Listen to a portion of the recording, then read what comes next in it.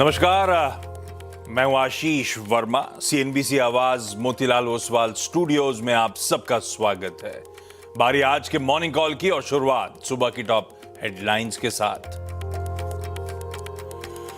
Switzerland में America और Iran के बीच पहले दौर की बातचीत रही कामयाब। शांति वार्ता के बीच ट्रंप ने ईरान पर हमले की दी धमकी। का लेबनान में अपने प्रॉक्सी को काबू करे ईरान, वरना करेंगे फिर अटैक। इधर ईरान ने हॉर्मूज को किया बंद। ग्लोबल बाजारों से मिल रहे हैं अच्छे संकेत। गिफ्ट निफ्टी में करीब 100 पॉइंट की बढ़त। एफआईएस की कैश में 4,800 करोड़ रुपए की खरीदारी, हालांकि वायदा में रही थोड़ी बिकवाली। एशियाई बाजारों में भी रौनक। डाउ फ्यूचर्स में भी हल्की बढ़त। वहीं शुक्रवार को अमेरिकी बाजार में रही थी जूनटीन्थ नेशनल इंडिपेंडेंस डे की छुट्टी।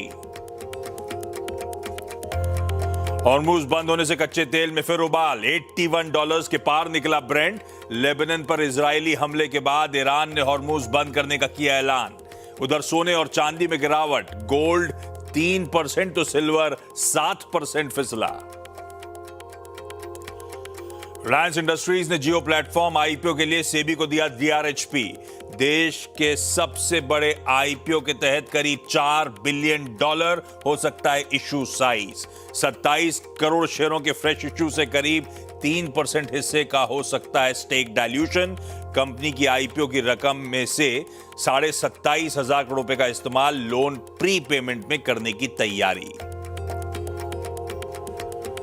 बाजार में हुई ओपन मार्केट बायबैक की वापसी। सेबी ने बोर्ड बैठक में दी मंजूरी। 1 अगस्त से कंपनियां अपने शेयर को खरीद पाएंगी। लिक्विडिटी बढ़ाने के लिए म्यूचुअल फंड्स के लिए इंट्राडे बोरोइंग नियम भी किए आसान। और मुंबई में बारिश का इंतजार हुआ खत्म। मॉनसून ने दी दस्तक। कई इलाकों में झमाझम बारिश।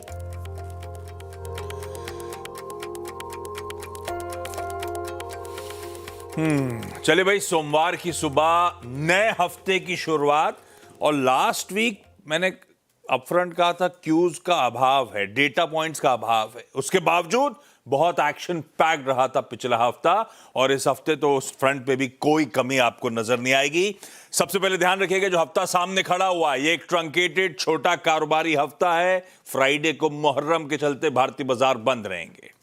दूसरा, हम इस मंथ के अब फैग एंड की तरफ बढ़ रहे हैं, यानी इस हफ्ते गुरुवार को बीएसई के सभी मंथली कॉन्ट्रैक्ट्स की एक्सपायरी की कर लीजिए तैयारी। और एक चीज ध्यान रखिएगा, अभी एक ट्यूसडे बचा है इस हफ्ते। वो कैलेंडर आपकी स्क्रीन पर आएगा। 30 तारीख अगले हफ्ते आखिरी ट्यूसडे, तो एनएससी के मंथली कॉन्ट्रैक्ट्स अगले हफ्ते एक्सपायर होने आएंगे।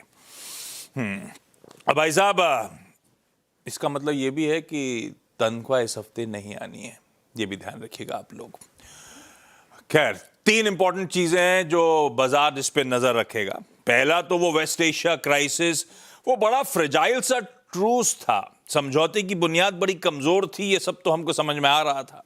पिछले हफ्ते दोनों प्रेसिडेंट से मिलके एक एमओयू साइन तो कर लिया था। फ्राइडे तक अपडेट था कि वो स्विट्जरलैंड दौरा जेडी वैंस साहब ने थोड़ा सा टाल दिया है। फिर खबर आई सैटरडे को कि स्ट्रेट ऑफ हॉर्मूज बंद हो गया है। भाई, इजराइल ने लेबनान पर अटैक करे। फिर संडे को, जो फ्राइडे को बैठक होनी थी, संडे को स्विट्जरलैंड में हुई। वहां भी कुछ मामला ऐसा लग रहा है गड़बड़ाता हुआ नजर आ रहा है। चल क्या रहा है, प्रकाश डालना पड़ेगा, समझना पड़ेगा। थोड़ी देर पे उस पे आता हूं। इसके अलावा 2 और इंपॉर्टेंट चीजें। एक तो रिलायंस इंडस्ट्रीज, वो दिग्गज फोकस में रहेगा। आई एम श्योर आज बहुत सारी ब्रोकरेज अपडेट्स आ रहे होंगे उस मेगा अनाउंसमेंट जो एजीएम है उसके बाद। दूसरा, फ्राइडे को आईटी एक एक्सीडेंट था। एक्सेंचर के नंबर्स से खासी नर्वसनेस भारतीय आईटी में आई थी, तो अब आगे की चाल पे खास तौर पे नजर रहने वाली है। खैर, इन सब का खामियाजा तो फ्राइडे को ही देखने को मिल रहा था। भारतीय बाजार 5 दिनों की बढ़िया बैक टू बैक तेजी उछाल के बाद फ्राइडे को उस तेजी पे ब्रेक लगता हुआ नजर आया। और हम कह लीजिए क्रूशियल जोन्स, क्रूशियल एवरेजेस के पास पहुंचते पहुंचते उसको रिक्लेम तो नहीं कर पाए। वहीं से 100 डेमा के आसपास से भारतीय बाजार ठंडे पड़ते हुए नजर आए। हां, ठंडे पड़ने के बावजूद हम 24,000 के ऊपर सस्टेन भी करें। तो ऐसे में ग्लोब की तस्वीर और आगे की स्ट्रैटेजी पर फोकस करेंगे। पहले गिफ्ट निफ्टी के संकेत स्क्रीन्स पर। तकरीबन 0.5% उछाल, 100 पॉइंट मजबूती के साथ शुरुआत होने के इंडिकेशंस आते हुए इस हफ्ते की शुरुआत के। ध्यान रखिएगा, आपकी स्क्रीन पे मैं ग्लोब के संकेत रख रहा हूं, लेकिन एशिया में चाइना, हांगकांग, ताइवान, ये तीनों फ्राइडे को बंद थे।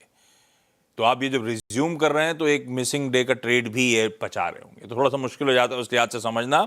और एक और चीज, यूएस के मार्केट्स फ्राइडे को बंद थे, वो जून 3 छुट्टी बना रहे थे, तो एक लॉन्ग वीकेंड के बाद वो आज शाम को शुरुआत कर रहे होंगे। हम जब फ्राइडे को बंद हो रहे थे उस समय यूएस के फ्यूचर्स फ्लैट से 1/3% दबाव में थे, अभी 1/4 से आधे % दबाव के आसपास ट्रेड कर रहे हैं, तो मामला थोड़ा सा ठंडा ही है। ग्लोब का तो एटलीस्ट हमारा गिफ्ट निफ्टी बढ़िया कर रहा है। अच्छा, प्रोड्यूसर साहब ने भाई चल क्या रहा है ग्लोब में, अब हरमा से समझ लिया जाए। पहले लिखा हेडलाइन में कि बातचीत पहले दौर की कामयाब, पर उसके बाद सारी चीजें गड़बड़ाती हुई लिखी उन्होंने।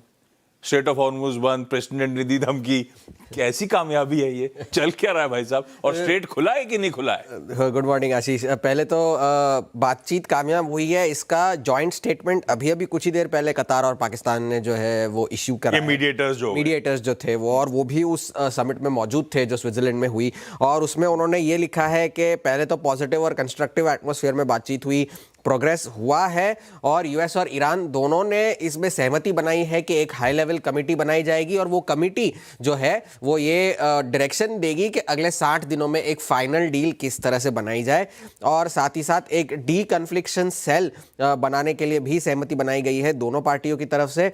और एमओयू के तहत जो लेबनान में सैन्य ऑपरेशंस को ख़त्म करने पर भी जो है हामी दी जाए उसे। मैं कल संडे शाम तक देख रहा था कि दोनों पार्टीज पहुंची, ईरान वाले खुसर फुसुर करे, फिर छोड़ के चले गए बातचीत को, ऐसा भी कुछ हो रहा था? छोड़ के चले इसलिए गए थे क्योंकि डोनाल्ड ट्रंप ने जो धमकियां दी थी उसके बाद उन्होंने विरोध में जो है, तो फिर उसके बाद बातचीत हुई, बाद में बैठे हुई। हाँ जी जी। तो डोनाल्ड ट्रंप ने तो पहले ये धमकी दी थी कि आप पहले तो अपने लेबनान में जो अपने प्रॉक्सीज है उन्हें काबू में करिए, वरना हम फिर से हमले करेंगे, पिछले हफ्ते जो करे थे उससे और ज्यादा जोर से हमले करेंगे। और फिर ये तो ट्रूथ सोशल पर उन्होंने लिखा था, और फिर जाकर के फॉक्स न्यूज को एक इंटरव्यू में उन्होंने ये कह दिया कि अगर ईरान ने डील नहीं करी तो ना तो उनका देश बचेगा और ना ही जो सारे स्विट्जरलैंड गए हुए हैं वो अपने देश भी नहीं पहुंच पाएंगे। इतना आप ध्यान, हाँ ये धमकी दे डाली थी उन्होंने। तो उस बार उसको लेकर के फिर ईरान ने जाकर के थोड़ा सा जो है प्रोटेस्ट लॉन्च करा था, ऑफिशियल प्रोटेस्ट किया था कि बातचीत के बीच में इस तरह की धमकियां जो है उससे हम डरने वाले नहीं है। ये गालिबाफ जो उनके संसद के स्पीकर है उन्होंने भी ये कहा था कि हमारी सेना जो है किसी भी तरह से जवाब देने के लिए सक्षम है, तैयार है, आप जो मर्जी बोलते रहिए, जो हमने करना है वो हम करेंगे ही। और अगर आपको इतनी परवाह होती तो आप पहले से ही जो है सारा मामला संभाल लेते, तो आपको इतना डेस्परेट होने की ज़रूरत नहीं पड़ती। ये गालिबाफ ने कल एक्स पर जो है वो लिखा था। लेकिन भले ही इस समिट में ये तय किया गया है कि लेबनान में सैन्य ऑपरेशंस को ख़त्म करा जाए, उस पर सहमति बनाई जाए, लेकिन इजराइल जो है वो अभी भी डटा हुआ है अपनी पोजीशंस पर, ये कहते हुए कि हमें हमारे राष्ट्र को डिफेंड करने का पूरा अधिकार है, और जब तक हमें यकीन ना हो जाए कि हिजबुल्लाह अब खतरा नहीं है तब तक हम जो है लेबनान के इलाकों में भी बने रहेंगे और सीमा रेखा पर भी बने रहेंगे। हमारी सेना जो है वो बनी रहेगी। तो आप स्ट्रेट ऑफ हॉर्मुज के सवाल पूछ रहे थे, ये स्टेट टीवी के जरिए खबर आई थी कि आईआरजीसी ने जो है स्ट्रेट ऑफ हॉर्मुज को फिर से बंद कर दिया है, लेकिन अब तक कोई ऑफिशियल कंफर्मेशन इसकी आई नहीं है, क्योंकि केपलर की अगर माने तो स्ट्रेट ऑफ हॉर्मुज बंद होने से पहले गुरुवार को जो है लगभग 25 commercial vehicles straight of Hormuz से गुजरे थे, जिसमें से 20 ऑयल टैंकर्स थे और कुछ कार्गो जहाज वगैरह भी थे, और 5 ईरान के टैंकर्स तेल से भरे हुए शुक्रवार को उस इलाके से निकले हैं। और यूएस के सेंट्रल कमांड का यह कहना है कि शनिवार को 55 जहाज निकले, शनिवार को जब यह खबर आई कि स्ट्रेट बंद कर दिया गया है, लेकिन अब तक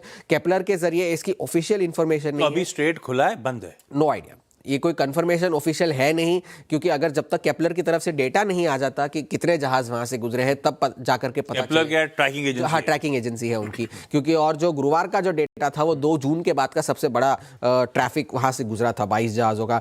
आज सुबह ये खबर आई कि रास लफान जो कि कतार की एक बहुत बड़ी LNG प्रोडक्शन फैसिलिटी है, वहां पर एक बड़ा धमाका हुआ, और उसे ये कहा गया कि एक ऑपरेशनल इंसिडेंट था, टेक्निकल मैल फंक्शन हुआ जिसकी वजह से यह धमाका हुआ। हुआ और बारजान लोकल गैस सप्लाई फैसिलिटी पर ये धमाका हुआ और आग लगी और उस आग पर फिलहाल के लिए काबू पा लिया गया है।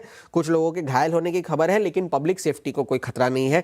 ये कतार एनर्जी और कतार के इंटीरियर मिनिस्ट्री ने इस बात की पुष्टि करी है। ये हफ्ता महत्वपूर्ण इसलिए है क्योंकि पीसीई इन्फ्लेशन का डेटा आना है गुरुवार को, और दो बड़े नतीजे आने हैं इस हफ्ते। मंगलवार को फेडेक्स के और बुधवार को माइक्रॉन के नतीजों की नज़र बाजार पर होगी, क्योंकि स्टॉक 200% चल चुका है इस साल, तो उस पर बाजार की नज़रें होंगी और पीसीई इन्फ्लेशन पर नज़रें होंगी। ये बातचीत वगैरह का सिलसिला तो चलता रहेगा, क्योंकि उनके तरफ से तो अभी एक हेडलाइन ड्रिवन मार्केट हो गया है। आने वाले स्टेप्स देखे जाएंगे आगे। तो ग्लोब थोड़ा गड़बड़ाया हुआ है। ठीक ही कह लीजिए, पिछले हफ्ते के मुकाबले तो ठीक ही है। ठीक है, चलो। Something चाटे की जगह एक ही चाटा है। Something is better than nothing. Globe की अच्छा, दो हेडलाइंस। एक था कि मुंबई में मॉनसून, हाँ, बहुत पहली बार झमाझम बारिश हो रही है, पर जैसे ही मैंने सोशल मीडिया में अपडेट डाला, शेयर करा, तो लोगों ने बहुत मुंबई के इलाकों से जवाब दिया कि हमारे यहाँ नहीं हो रही। तो पता नहीं मॉनसून है कि प्री मॉनसूनी शावर्स हैं। आईएमडी का इंतजार कर लीजिए, फिर उसे मॉनसून कॉल करेंगे। दूसरा, वो एफपीआईज की तरफ से खरीदारी करने की हेडलाइन थी, 4-4.5 हजार करोड़ रुपए की बाइंग। ध्यान रखिएगा, फ्राइडे को फुटसी की रीबैलेंसिंग हुई थी, उसके चलते इनफ्लोज आए थे। तो उसको ऐसा मत समझिएगा कि एक्टिव एफपीआई सेंटिमेंट बदल गया है। ये पैसिव मैकेनिकल फ्लोज हैं जो फ्राइडे को भारतीय बाजारों में आए थे। अब लेकर आइए जरा निफ्टी का वीकली परफॉर्मेंस अगर बना हुआ हो तो। अच्छा खासे चल रहा था, सब बढ़िया था, अच्छे दिन आने शुरू ही हुए थे कि अब ऐसा लग रहा है थोड़ा सा मामला आईसी डाइसी सा हो रहा है। ऐसे में वीरू के पास चला जाए भाई साहब, समझने के लिए कैसे अप्रोच करना है भारतीय बाजारों का। लकीली हरमाज भी कह रहे हैं हालात फिर भी बेहतर हैं जहां छोड़ के गए थे उससे, और गिफ्ट निफ्टी भी कह रहा है 100 पॉइंट के उछाल के साथ शुरुआत करेंगे। वीरू, गुड मॉर्निंग भाई साहब, वेलकम बैक। बताएं कैसे निफ्टी बैंक को स्ट्रेटेजाइज करना है। बिल्कुल, गुड मॉर्निंग, थैंक्स आशीष। देखिए आशीष, जहां पे इंडेक्स आके रुका 24189 और 58,000 निफ्टी बैंक, आप यकीन मानिए ये बहुत ही क्रिटिकल लेवल्स थे, बहुत स्ट्रॉन्ग सप्लाई जोन्स थे। That 100-day exponential average since March, Nifty कभी भी बाइसेक्ट करने में सक्षम नहीं रहा, इस बार भी वहीं से पीछे आया। और अगर आप बैंक निफ्टी के चार्ट्स पे टाइम डिवोट करेंगे तो 58,000 एक मेगा सप्लाई जोन है। और इस बात को देखते हुए कि इस सीरीज में वर्सेस 23,050 के लो के अगेंस्ट आप 24,200 पे आए, एक बड़े मूव के बाद आपको एक बड़ा रेजिस्टेंस पार करना था, but clarity of thoughts, events जो थे ना, वो उसके हक में अलाइंड नहीं थे। कभी क्रूड, कभी अगर आप देखें टॉक्स, और उसके बाद फाइनली अगर आप देखें आईटी जो कोलैप्स हुआ, जो कि इस दौर की सबसे लोएस्ट ट्रैजेक्टरी बंद हुआ। तो एक बड़े मूव के बाद एक बड़े लेवल को पार करने के लिए जो आपके पास क्लैरिटी की जरूरत थी वो नहीं थी, तो इंडेक्स ने पीछे आना ठीक समझा। एफआईएस के स्टैट्स को, कैश की फिगर को आपने बहुत समझा दिया अच्छी तरीके से, मैं उसको अगर आप देखें दोबारा टच नहीं करूंगा। बाइंग के आंकड़े थे लेकिन वो एडजस्टमेंट्स थी। आशीष, एफआईएस ने एक शॉर्ट का हल्का सा ग्रिप वहीं पर लिया जहां पर वो ले सकते थे आफ्टर सब्सटेंशियल मूव। क्या था वो, क्या डिफाइन किया मैंने? 100-day में। आप उनके स्टैट्स को देखिए, शुक्रवार के एक बार फिर से उन्होंने थोड़ा सा इंडेक्स में शॉर्ट्स ओपन किए। लास्ट सेशन में इंडेक्स सेल किया करीब 792 करोड़ रुपए का, लॉन्ग काट लिए 1259 कॉन्ट्रैक्ट, शॉर्ट किए करीब 3688 कॉन्ट्रैक्ट। मोस्ट स्पेशली कल मंगलवार की एक्सपायरी है, उन्होंने करीब 1,07,718 कॉन्ट्रैक्ट्स कॉल शॉर्ट करी, यानी इंडेक्स शॉर्ट, कॉल शॉर्ट और स्टॉक फ्यूचर्स में तो खैर तबीयत से सेलिंग करी थी 3345 करोड़ रुपए की। यानी ये पूरा का पूरा क्लस्टर 24,150 से 24,200 ये एक मेगा सप्लाई जोन है। और एक बार फिर से उन्होंने शॉर्ट ओपन करी शुक्रवार के सेशन में, 2.21 से इंक्रीज होकर 2.26। मैं थोड़ा सा आज अपनी स्ट्रेटेजी में बड़ा उलट फिर करूंगा, और जरा प्लीज लेके आइए कॉल राइटर्स के जोन। आपको देखने को मिलेगा जो मैंने डिफाइन की बात यहां पे कि 1,07,000 कॉन्ट्रैक्ट कॉल शॉर्ट। आपको स्क्रीन पे क्या नजर आएगा? 24,000 पे जरा सीधे पिरामिड्स रखिएगा प्लीज जरा आज। 24,000 पे इक्वल कॉल पुट कंसेंट्रेशन, यानी बाजार यहां पर ठहर कर, रुक कर सर्कमस्टेंसेस को देखना चाहता है, क्लैरिटी चाहता है। Price don't want to deviate from 24,000, 24,000 से बहुत दूर नीचे या फिर बहुत दूर ऊपर नहीं जाना चाहता है।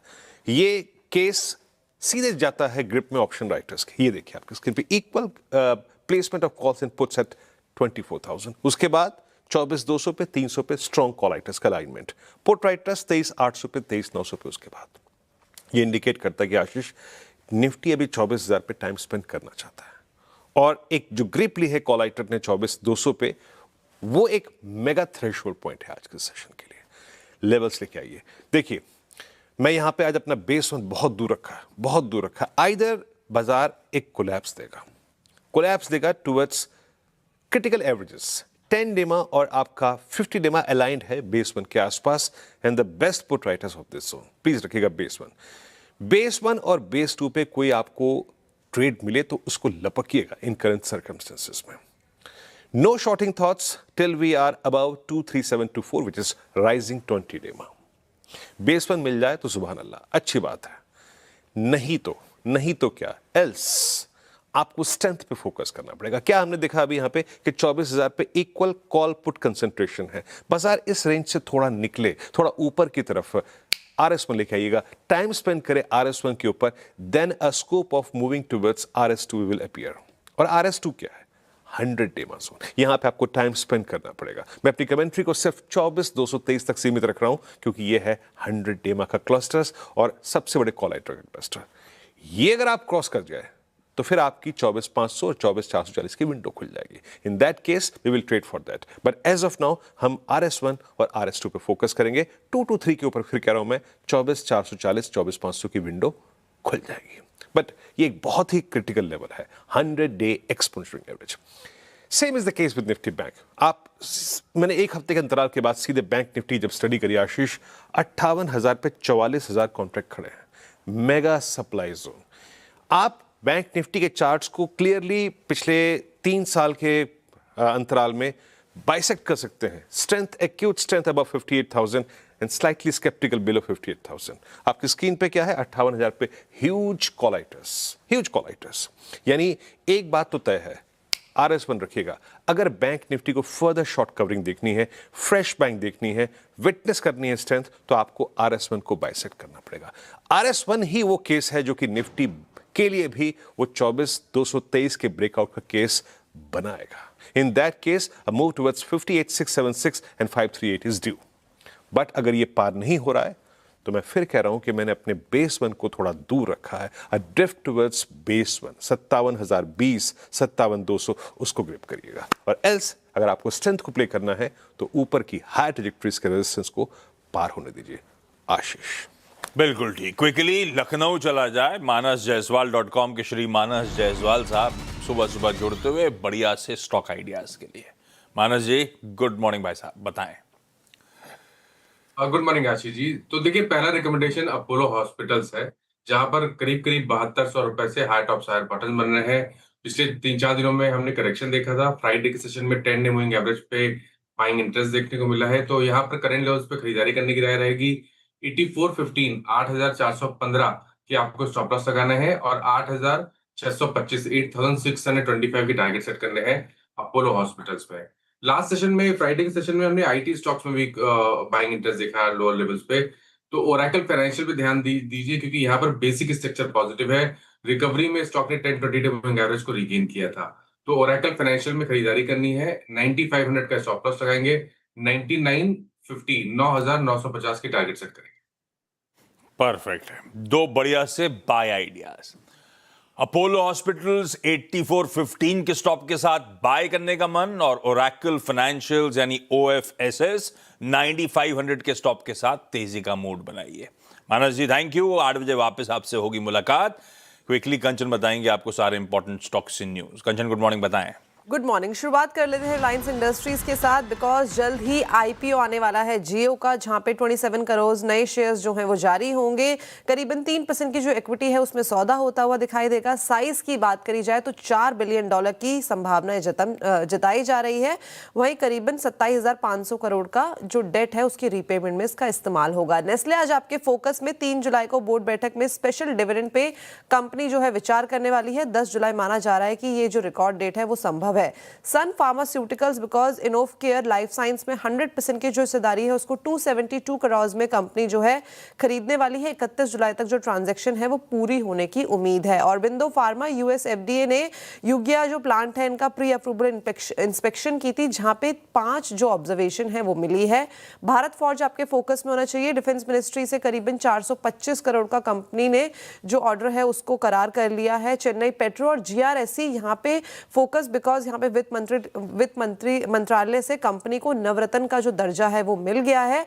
आरबीएल फोकस में बिकॉज एनएमडीसी से 2970 करोड़ का जो कंपनी ने ऑर्डर जो है उसको ले लिया और पारमेक ने जेएसडब्ल्यू थर्मल एनर्जी से 1009 करोड़ का ऑर्डर लिया है।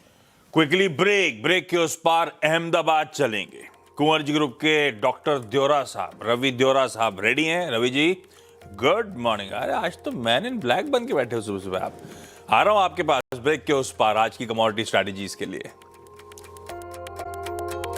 चलिए ब्रेक के बाद आप सबका स्वागत है। तबरब की सेकंड प्लेट रख तो रहा हूं पर यूएस के मार्केट्स बंद थे। मैं कच्चा तेल सबसे इंपॉर्टेंट इसमें, ये 81.2 सुबह था। रिफ्रेश करिए एक बार, ताजा भाव लेकर आइएगा। कच्चा तेल ब्रेंट के भाव 80 के नीचे वापस स्लिप होते हुए आपको नजर आएंगे। तो हम छोड़ के गए थे 79.5 पे फ्राइडे को 3:30 बजे। भाई साहब घूम फिर के वहीं खड़े हुए हैं 79.5 पे। खैर कमाई आज कैसे होगी कुंवर जी ग्रुप के रवि द्योरा साहब बताएंगे। डॉक्टर साहब आज के प्रेफर्ड पिक्स।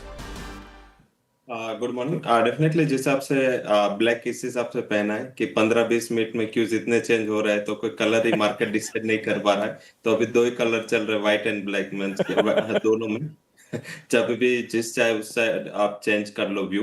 एंड बेसिकली सुबह 6:15 बजे तक सारा मामला रिवर्स था। क्रूड के प्राइसेस काफी ऊपर चल रहे थे एंड पर्टिकुलर काफी कमोडिटीज में गिरावट थी, बट अभी थोड़ा बैलेंस हो चुका है। मुझे लग रहा है कि आज थोड़ा फोकस अदर न्यूज पे ज्यादा रखना चाहिए। ये अभी 6-7 दिन और ये वार्तालाप चलेगी तो उसमें से कमेंट आएगा, थोड़ी वोलेटिलिटी होगी। तो आई थिंक मुझे लग रहा है पोस्ट करेक्शन एल्यूमिनियम एक अच्छे सपोर्ट के करीब है एंड मीन्स अभी भी मामला लाइफ एंड बर्ड्स वाला है। तो आई थिंक यहाँ पे मुझे लग रहा है कि ये सप्ताह एंड ये दिन एक अच्छी रिकवरी के लिए प्रिपेयर है। 355 पे एल्यूमिनियम का जून वायदा बाई करे। स्टॉप लॉस 352 लगाए, 361 का टारगेट होगा। सेकंड रिकमेंडेशन नेचुरल गैस पे होगा। वीकेंड में जो वेदर रिपोर्ट आया है वो डिमांड के लिए काफी अच्छा इंडिकेशन दे रहा है। Despite of crude higher level से करेक्शन में आया है, बट मुझे लग रहा है कि यहाँ पे थोड़ा स्ट्रेंथ बनी रह सकती है। 307 पे बाय करे। 315 का इंट्राडे टारगेट होगा। 303 का स्टॉप लॉस लगाए। ओके तो न्यूज का क्लटर छोड़िए, लॉजिक के साथ चलिए। एल्यूमिनियम अच्छी रिकवरी का ट्रेड बैठ सकता है, खरीदारी करने का मन। और नेचुरल गैस जो वेदर रिपोर्ट कहती है उसको देखते हुए लग रहा है डिमांड तूल पकड़ेगी। नेचुरल गैस में भी बाय इनिशिएट कर सकते हैं। और क्रूड ठंडा इसीलिए पड़ रहा है क्योंकि ईरान की तरफ से स्टेटमेंट्स आने शुरू हो चुके हैं। स्ट्रेट ऑफ हॉर्मुज खुल रहा है भाई। थोड़ा बहुत इफ्स एंड बट्स लग गए थे। हॉर्मुज कह रहे थे अभी अपडेट चाहिए होंगे रिपोर्ट्स के, पर वो स्टेटमेंट्स आने लगे हैं। स्ट्रेट ऑफ हॉर्मुज वापस खुल गया है 79 पॉइंट हर टिक के साथ। इसीलिए आप देख रहे हैं ब्रेंट के भाव ठंडे पड़ते चले जा रहे हैं। 81.5 पे मैंने सुबह तकरीबन 6:30 पे नोट डाउन करे होंगे। 81.5 पे $2 तो उससे ज्यादा तो अभी तक भाई साहब कूल ऑफ हो गया। Ravi ji thank you so much सुबह जुड़ने के लिए। आज का क्विकली इवेंट्स कैलेंडर भाई, मंडे का दिन है। ओह पहले तो आप सबको योग दिवस की खूब खूब शुभकामनाएं। फिर से संडे को आई एम श्योर सबने बढ़िया सेलिब्रेट किया होगा। यूएस के मार्केट्स आज शाम को ट्रेड रिज्यूम करेंगे एक लॉन्ग वीकेंड के बाद। चाइना, हांगकांग और ताइवान शुरू हो चुके हैं। वो भाव आपकी स्क्रीन पे थोड़ी देर पहले आ भी रहे थे। यूएस के जो ट्रेड रिप्रेजेंटेटिव हैं वो आज भारत पहुंच रहे हैं। इंडिया और यूएस कहा जा रहा है कि अपने बायलैटरल ट्रेड एग्रीमेंट के फाइनल स्टेजेस पे आके खड़े हुए हैं, तो इस पे नजर रहेगी। एक्स डिविडेंड कुछ नहीं है, एक पैनासोनिक कार्बन इंडिया 12 रुपए का एडजस्टमेंट प्ले आउट हो रहा होगा। शाम को 5 बजे हमारे इंफ्रास्ट्रक्चर आउटपुट मई महीने का सामने आ रहे होंगे नंबर्स। चाइना के ब्याज दरों का फैसला आना है, मेरे ख्याल से किसी वक्त आ चुका होगा, वो स्क्रीन पर आ जाएगा आपके।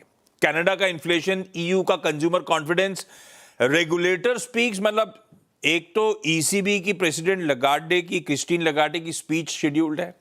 जर्मन बूपा के प्रेसिडेंट की स्पीच, साहब इन्फ्लेशन के कंसर्न्स के बीच में I am sure interesting speeches होंगी। और शाम को फेड के क्रिस्टोफर वॉलर, उनकी स्पीच लाइंड अप है। कुछ भी इंटरेस्टिंग हो रहा होगा कल सुबह अपन पिकअप कर लेंगे, सब बाजार बंद होने के बाद की खबरें हैं। और भारत आज से 2 दिनों का ब्रिक्स नेशनल सिक्योरिटी एडवाइजर्स की बैठक को होस्ट करने जा रहा है, जिसको हमारे एनएसए अजीत डोवाल साहब चेयर करेंगे। गिफ्ट निफ्टी के संकेत 150, तो 100 पॉइंट का गैप जो है वो बना हुआ है, आधे घंटे तक तो इंटैक्ट नजर आ रहा है और खबरें भी अच्छी वापस आनी शुरू हो गई। तो देखते हैं आज का सेशन कैसे पैन आउट होता है। मॉर्निंग कॉल यहीं समेट रहा हूं। थैंक यू सुबह सुबह जुड़ने के लिए। ब्रेक के उस पार जब लौट के आएंगे तो आज का टॉप 20। नमस्कार।